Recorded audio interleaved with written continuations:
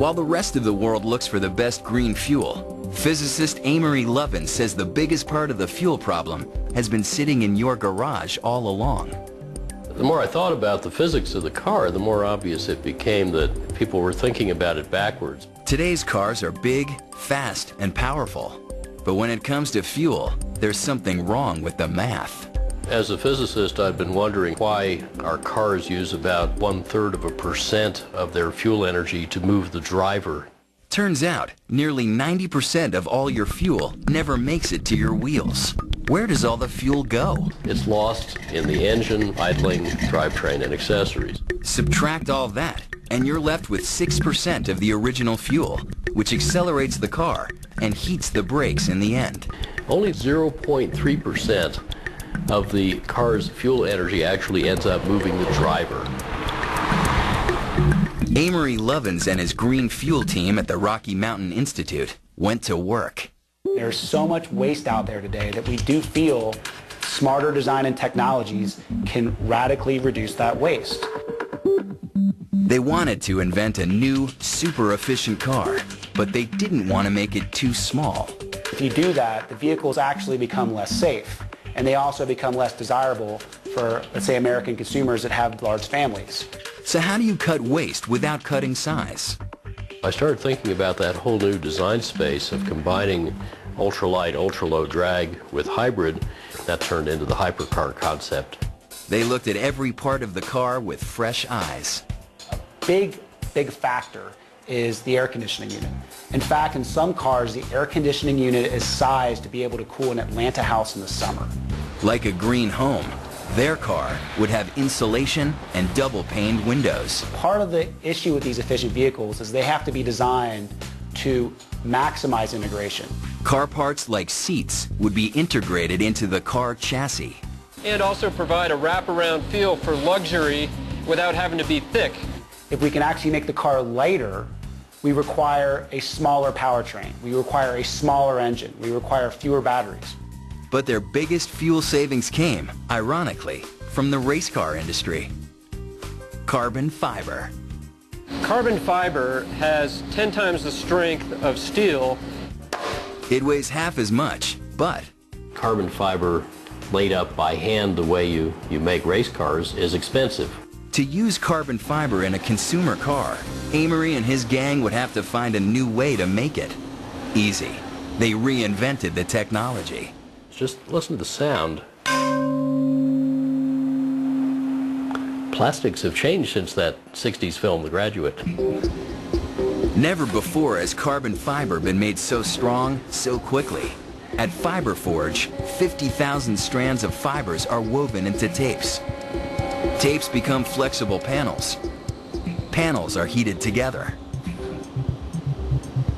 This one's about 20 layers thick. Car manufacturing at blazing speed.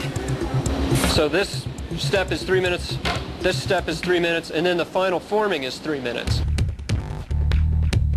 So ultimately, you can make 50,000 or 100,000 units a year with this process, whereas it's really going to be the highest volume composites process in the world.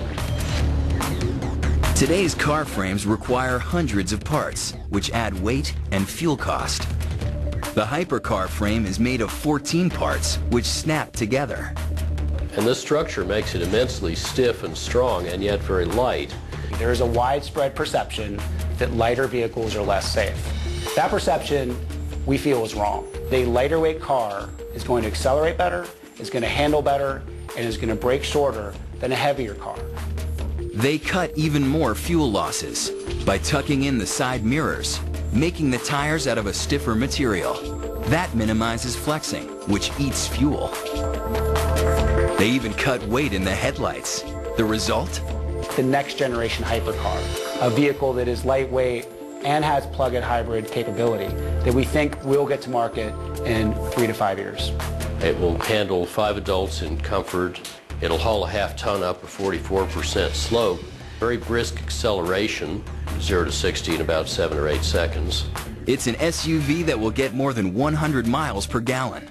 Now, car makers are calling Amory Lovins. You say, well, we wanted to make this car in the first place. Now we see a way to do it. Let's get together. The hypercar puts fuel hogs to shame. In fact, it's so efficient, it doubles as a rolling power station.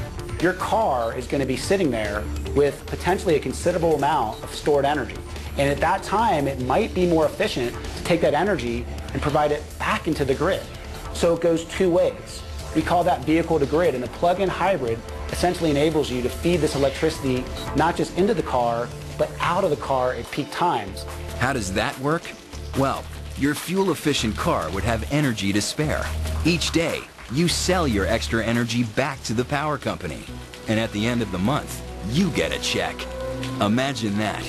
The car, one of the biggest fuel problems, becomes the energy solution. If you do a quick thought experiment, the actual amount of power that all the cars on the road generate is actually 7 times the power of all the electricity power plants in the U.S. combined. So our cars represent a much larger power source, actually, than the electricity grid. It shows the revolutionary potential of these new cars to provide energy in ways we've never thought of before.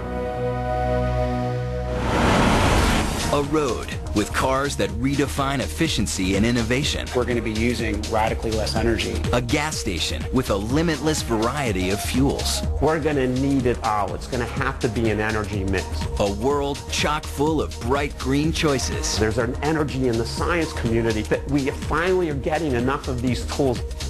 With brilliant minds focused on the future, overcoming our addiction to oil is possible. We're changing the world.